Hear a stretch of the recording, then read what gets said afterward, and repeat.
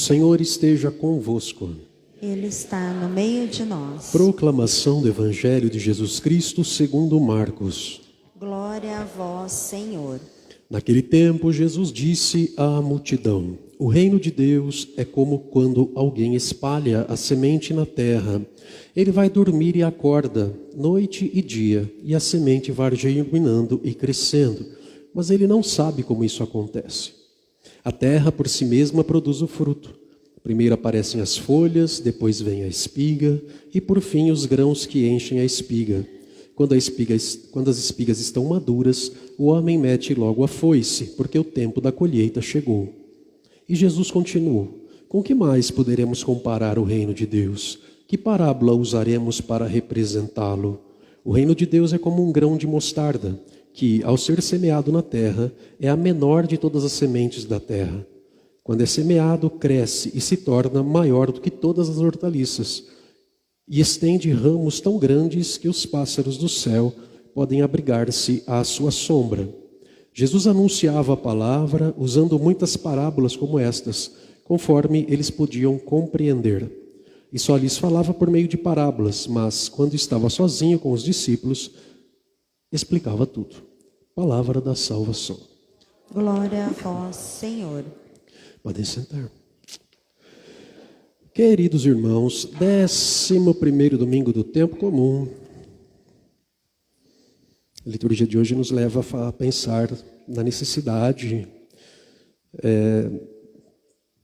das virtudes. Precisamos viver. Quais são as virtudes? São 7 as virtudes principais. As 3 são chamadas teologais, é fé, esperança e amor, ou caridade. E as virtudes cardeais, ou virtudes humanas, que são prudência, fortaleza, temperança e justiça. E a partir dessas 4 se ramificam algumas outras, tantas outras. Nós somos chamados, minha gente, a viver desde já o reino de Deus, como nos é falado na segunda leitura e no Evangelho.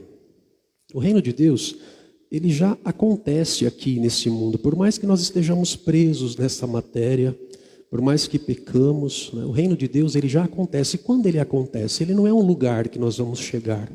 O reino de Deus, ele acontece em nossa vida todas as vezes que nós realizamos a vontade de Deus. Todas as vezes que nós escutamos a voz de Deus, todas as vezes que nós nos encontramos com Ele, e nesse encontro nós passamos a obedecê-lo e fazer a vontade dEle. Fazendo a vontade de Deus, o reino de Deus se realiza na minha vida.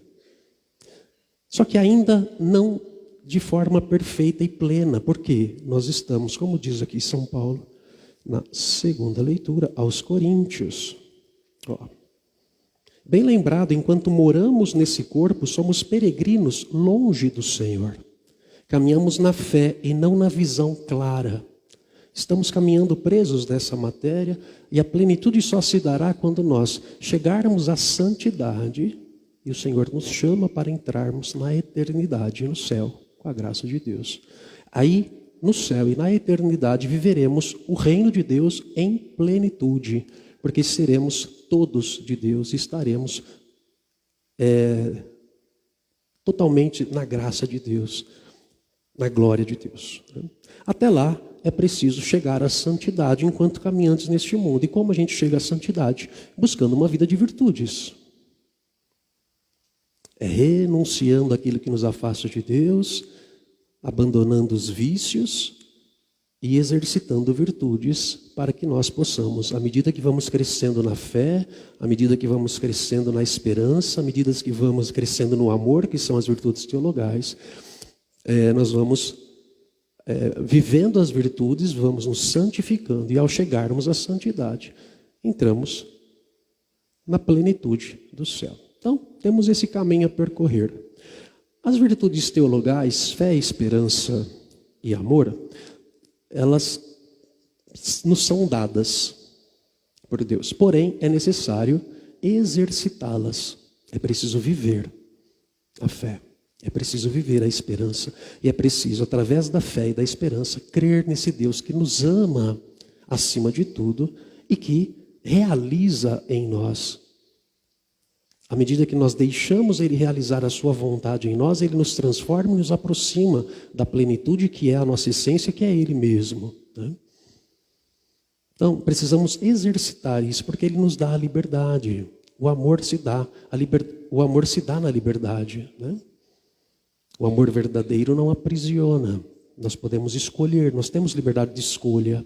Então, essas virtudes teologais nos são dadas, porém é necessário exercitá-las, escolher vivê-las, acolhê-las e vivê-las, e deixar que a partir dela nós nos transformemos pela graça de Deus. Então, é vivendo a fé nesse Deus que nos ama absurdamente, que dá a vida por nós, somos chamados também nós a darmos a nossa vida. Movidos pela fé, e nessa fé alimentamos a esperança de vivermos em plenitude o amor de Deus. Para isso, minha gente, é preciso, como eu disse, buscar a santidade, e a maneira de buscar a santidade é vivendo as virtudes. Uma das virtudes que nos é falado hoje, que nos é comentado, né? A primeira leitura nos fala sobre essa fé, a confiança que temos que ter. Olha o que ele fala aqui, ó.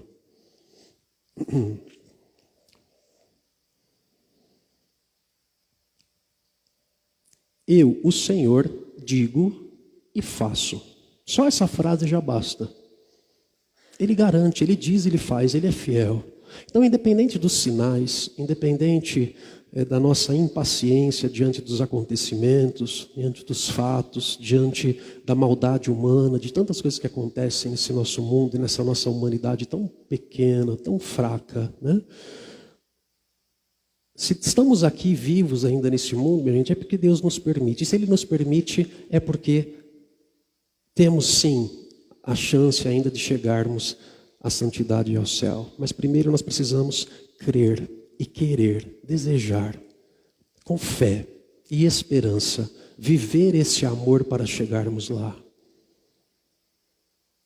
Infelizmente, a grande maioria das pessoas hoje não pensa mais nessa realidade do eterno, do céu ou do inferno. Vivem o agora, a partir do seu desejo, da sua vontade, dos seus prazeres, né? É a cultura hedonista, a cultura do prazer imediato, né? E não pensam, não se lançam com fé ao eterno. É tudo no imediatismo e dentro da sua vontade, do seu querer, do que gosta ou deixa de gostar. Só que o reino de Deus é feito, minha gente, à medida que ele é realizado em nossas vidas, à medida que fazemos a vontade de Deus. E fazer a vontade de Deus diz respeito, muitas vezes requer renúncias, cortes, podas, dores, sofrimentos, entrega, né? Vida doada. E muitos hoje não querem isso, muitos fogem disso, não arcam com essa responsabilidade de fazer da vida um dom e, portanto, não alcançam as virtudes necessárias. Mas Deus nos dá a chance a cada dia, a cada novo amanhecer que abrimos os nossos olhos e contemplamos a vida, é porque Deus está nos dando a chance de recomeçarmos, vivermos as nossas virtudes e caminharmos uns ajudando os outros a chegarmos à santidade e à eternidade, né? O Evangelho nos fala desse reino, né? E ele usa de uma maneira bem simples e muito profunda, apesar de simples, essa parábola da semente, né? Não podemos ter ansiedade quando nós nos entregamos a Deus. Nesse encontro com Deus é lançada a semente nessa terra, né, que somos nós. E nesse encontro nós temos que deixar esse Deus crescer em nós, em sua vontade, à medida que nós vamos crescendo no seu amor e fazendo a sua vontade. E realizando o reino de Deus com obediência, com paciência, né? Dando testemunho dessa vida de entrega, dessa vida de sacrifício, de sagrado ofício, né? Então, minha gente, imagina se o agricultor não tivesse a paciência, a certeza, a confiança de que ao lançar a semente na terra, a terra não esteja fazendo o trabalho dela. Imagina se todo momento ele, por curiosidade e impaciência, ele fosse cutucar lá e tirar para ver se estava acontecendo alguma coisa.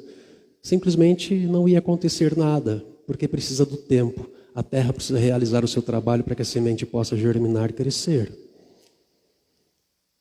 Se o agricultor não tivesse a paciência, né, a fé, a esperança e o amor para deixar a terra fazer o trabalho dela e a semente germinar e crescer e começar a dar frutos, para depois ele passar a foice e colher, fazer a sua colheita, ele nunca teria a colheita, porque não espera o tempo correto, o tempo certo. Assim acontece conosco, a nossa impaciência, o nosso imediatismo, não sabemos esperar o tempo de Deus. Mexemos na semente e ela para de germinar e consequentemente não dará os frutos necessários, que são os frutos do eterno em nós, né? Então é preciso ter paciência. Essa é uma das virtudes. A virtude da paciência, minha gente, ela provém da virtude cardeal da fortaleza. O que é a virtude da fortaleza? É você saber suportar as dificuldades. É você saber permanecer forte diante das dificuldades. É você ter resiliência. É você saber sofrer e aproveitar daquele momento para o seu crescimento, ao invés de se entregar a reclamações ou sucumbir. Essa é a virtude da fortaleza, ser forte, acolher o que a vida tem para nos oferecer com amor, esperança e fé. Sabendo, tendo a certeza de que Deus fala aqui, ó, primeira leitura. Eu, o Senhor, digo e faço, independente do que possa acontecer. Se eu confio no amor de Deus, se eu me entrego a este amor, se eu tenho fé, portanto, eu tenho esperança, eu me entrego a essa esperança, e é uma esperança ativa, lembra? Não é uma esperança só de esperar, né, minha gente? Esperança é eu fazer o que eu devo fazer, o que me é possível, eu esgoto as minhas possibilidades humanas e confio no impossível, que já está sendo realizado por Deus. Eu sou o Senhor, eu digo e faço. Mas Ele faz o que Ele tem que fazer, o que você tem que fazer, Ele não faz. Então, façamos a nossa parte com esperança, com fortaleza, com convicção, fortes, né? E quem nos fortalece é a própria esperança e o amor, o próprio Deus. Muito bem. Dessa virtude da fortaleza provém a paciência. A paciência é difícil, né, gente? Está cada vez mais difícil a gente ter paciência.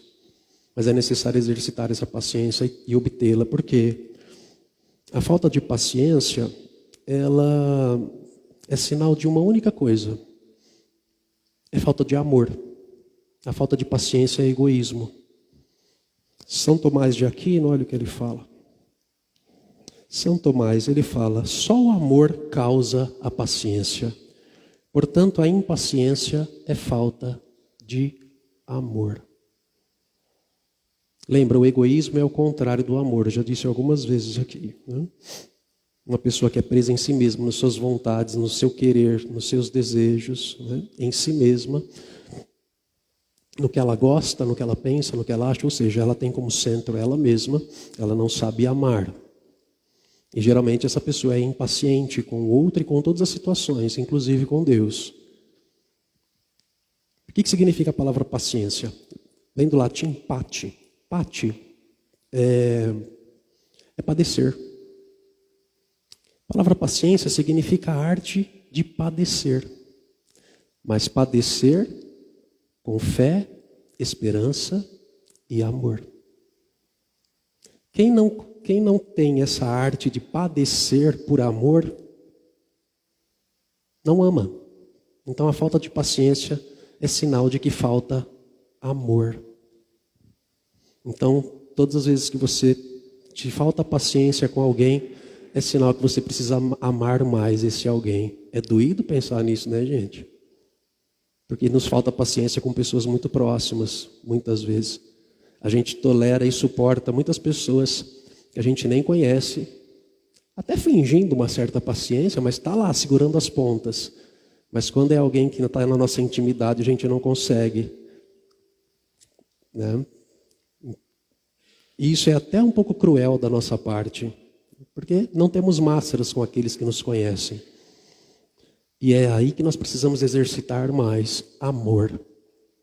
Tudo a gente aprende praticando, né, minha gente? A gente aprende a falar falando, a gente aprende a caminhar caminhando, a gente aprende a desenvolver um ofício fazendo, a gente aprende a amar amando. Não existe outra maneira.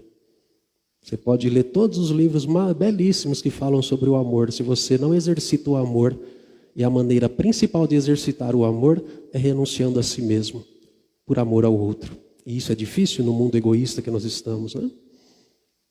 Mas é necessário, porque a falta de paciência, que significa que em nós falta o amor, sugere que nós somos egoístas. E se somos egoístas, dificilmente nós conseguiremos chegar na plenitude do reino de Deus. Então, é um belo de um exercício que temos que fazer e exercitar todo santo dia.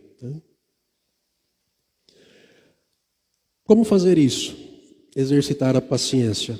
Tem alguns pontos. Isso nos fala o grande Francisco Fausto. Ele tem um livro que fala Em Busca das Virtudes.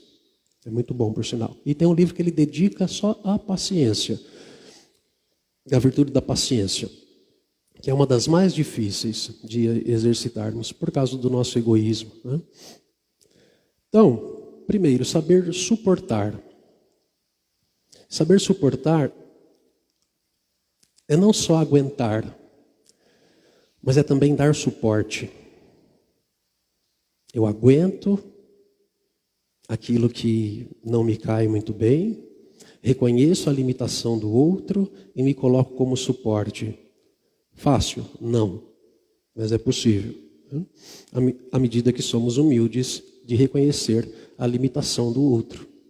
E nós podemos nos colocar como suporte para ajudar, ao invés de perder a paciência e nos irritarmos, né? Saber esperar. Isso a gente exercita também com a nossa vida de fé. Quantas vezes a gente reclama com Deus, sofre as demoras de Deus. Deus sabe o que faz, Ele sabe o tempo certo das nossas necessidades e de quando saná-las. E tudo que acontece conosco, minha gente, se Deus permite, é porque aquilo vai nos servir, inclusive e principalmente o sofrimento, a arte de saber padecer. A arte de saber ter atitude diante de um momento de fraqueza, diante de um momento de dor. Ter uma atitude de amor, de esperança e de fé. Ao invés de reclamar, se colocar numa atitude, numa postura de vítima. Né? Agir de uma maneira amorosa. Então, saber esperar, isso é difícil. E está cada vez mais difícil, porque estamos num mundo de uma cultura do imediatismo, né? Tudo é agora, tudo é já. Você compra alguma coisa pela internet agora, amanhã você recebe. Fast food, iFood, né? É tudo muito rápido, é tudo muito automático. Você fala com as pessoas automaticamente a todo momento, né? Você não consegue mais esperar. As pessoas estão cada vez mais impacientes e intolerantes, né? Principalmente na comunicação. Esse negócio do 2x, de acelerar 2 vezes agora no WhatsApp, né?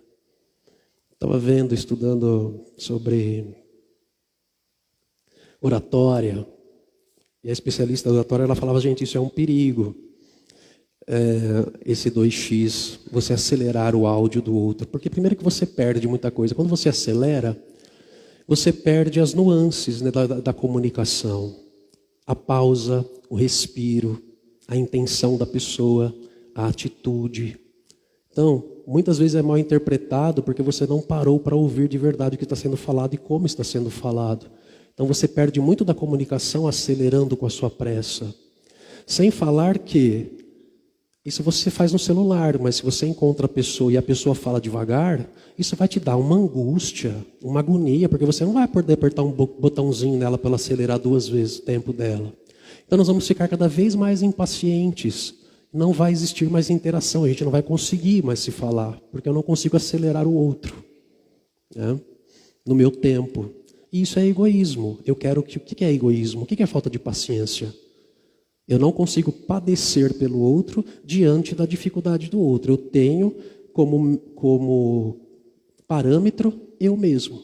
Então eu perco a paciência toda vez que o outro não é como eu sou, não age como eu agiria, não faz ou não fala as coisas no meu tempo e aquilo que eu gostaria de ouvir e fazer. É sempre eu o parâmetro. Por isso que é egoísta. Por isso que falta o amor, né? Então, o outro tem o tempo dele, o outro tem a atitude dele, o outro tem o pensamento dele, o outro tem o valor dele, o outro tem as dificuldades dele. E que tem que ser respeitadas, né? E amadas. Não só respeitadas, mas amadas. É aí que está a dificuldade. Amar a dificuldade do outro antes que elas me irritem. Vamos combinar que tem gente que não colabora também, né, gente? Tem gente que não colabora com a nossa paciência. Ou colabora, sei lá. Não é fácil, não. Mas enfim, vamos voltar aqui. Saber calar, importante, saber calar. Principalmente diante de uma discussão, saber ficar quieto. Isso é difícil, né? O bate-boca, minha gente, não é à toa que chama bate-boca, né? Porque você simplesmente bate boca. Não existe mais uma comunicação, ela se perdeu. Quando você precisa alterar a voz e você perde a sua postura, sua compostura, perdeu a comunicação. Ali só tem troca de ofensas, só, não tem mais nada. E depois sobra a vergonha, o arrependimento, aquele climão, né? Aquela coisa, ai meu Deus, e agora? Aquele silêncio sepulcral. E todo aquele processo para voltar, que pode ser muito bem evitado com silêncio. O outro falou, ok, respira fundo, arte de padecer. Vamos padecer com essas palavras que eu estou ouvindo. Oh meu Deus, pelo menos eu não sou surdo. Olha que bênção. Ok, calou-se. Calou-se. Espera baixar, espera o coração voltar para o lugar. Não fale. Deixa assim. Aí aprenda a falar, aprenda a calar e depois falar. Primeiro você vai falar com Deus. Então não dê vazão ao bate-boca. Deixa o outro falar, espera ele falar, ok. Tchau. Né? E aí aprenda a falar. Esse aprender a falar é primeiro falar com Deus. Não falar por você mesmo. Porque se você falar por si próprio, você vai jogar um bando de ofensa. Fale com Deus primeiro. Senhor, o que eu posso tirar disso aqui? Tá, é a limitação dele, é o tempo dele, é a dificuldade dele, ele ficou nervoso, ok, tudo certo. Fale com Deus, deixa Deus te orientar no Espírito. Aí sim, aprenda a falar e falar no tempo certo. Gente, é um processo bem difícil, eu não estou falando que é fácil, não. Mas é um processo, né? E a gente tem um laboratório extenso para fazer isso. Todo dia aparece alguém para testar nossa paciência, né, gente? Todo santo dia, toda santa hora. Então não vem falar que oportunidade você não tem, porque você tem. Tem bastante gente chata por aí fazendo isso com excelência para nos testar. Então dá para testar, muito, o tempo todo dá para testar. Saber falar e saber praticar a mortificação da paciência. Como fazer isso? Nos pequenos sinais, em todos os momentos a gente testa a paciência, em que a gente não tem mais, né? E que parece que ficou meio que banalizado e ficou uma coisa natural, mas não é. Porque isso nos afasta da virtude, e se nos afasta da virtude nos leva a vícios, nos leva a nos prendermos em nós mesmos. Então é necessário passar por algumas barreiras, e são essas mortificações pela paciência. Quais são? Coisas simples, como eu tenho lidado, por exemplo, no trânsito. As demoras do outro, aquelas pessoas que ficam no celular e não saem no semáforo. É duro, né, gente? Enfim, como eu tenho lidado com isso? Com pessoas, por exemplo, em conversas, pessoas que falam devagar, que eu não consigo acelerar. Pessoas que são prolixas, que repetem e não saem do lugar. Como é a minha paciência com isso? E o tempo do outro? Como eu lido quando o outro faz o que eu não quero que ele faça, quando ele não age no tempo que eu agiria.